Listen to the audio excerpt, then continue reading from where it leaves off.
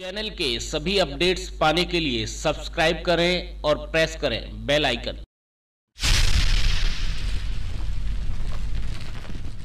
क्या देश का एक वर्ग विशेष मॉब लिंचिंग के मामले में अपनाता है दोहरा मापदंड?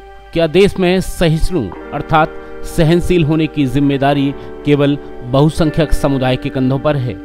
आखिर क्यों झारखंड के तबरेज अंसारी की मौत पर आसमान सर पर उठा लेने वाले दिल्ली में राहुल सिंह की संप्रदाय विशेष के 4 लोगों द्वारा की गई हत्या पर खामोश हो जाते हैं?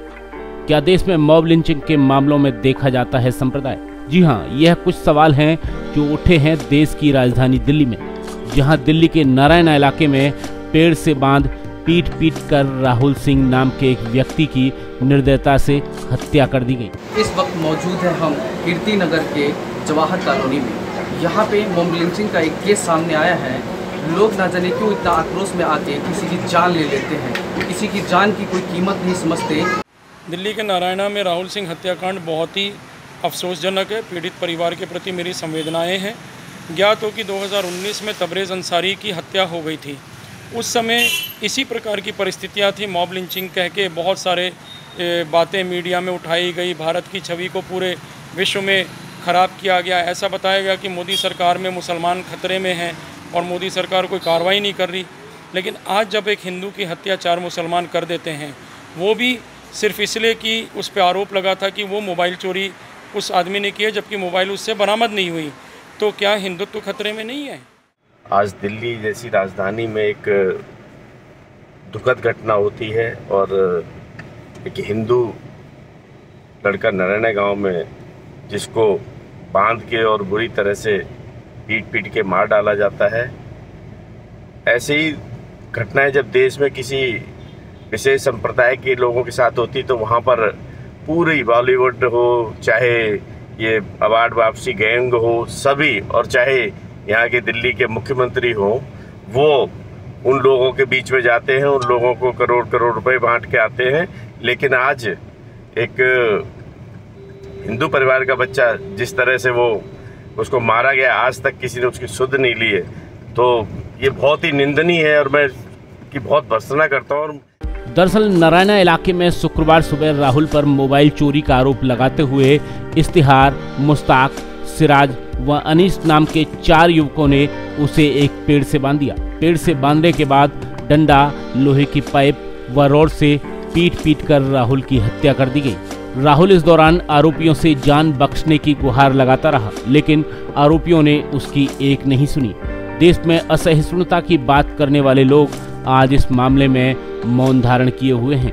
राजधानी दिल्ली स्थित कई हिंदू संगठन एवं समाज सुधारकों ने इस मामले में बेहद तीखी प्रतिक्रिया व्यक्त की है। सरकार एक संप्रदाय विशेष के लोगों ने पीट कर हत्या की है, बेहद दुर्भाग्यपूर्ण है।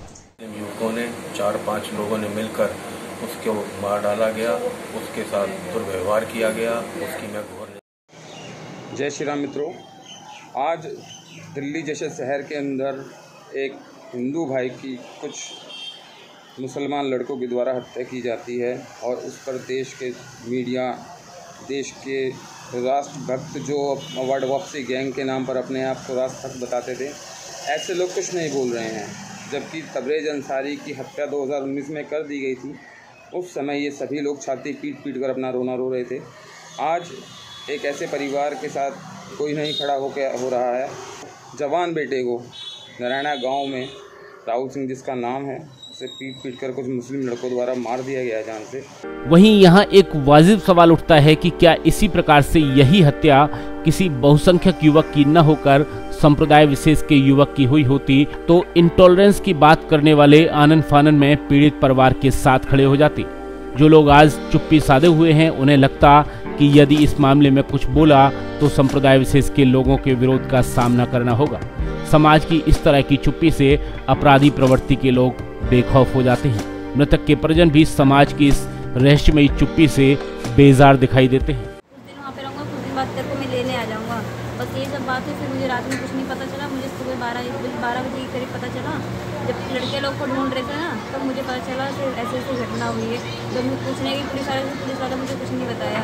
उसके बाद 1 घंटे बाद बोला ऐसी बात है, राहुल तो बहुत सीरियस में है, दीनदयाल हॉस्पिटल में एडमिट हो रखा है। किन्होंने मारा, कुछ आइडिया है किसने मारा? 4 लड़कों ने मारा।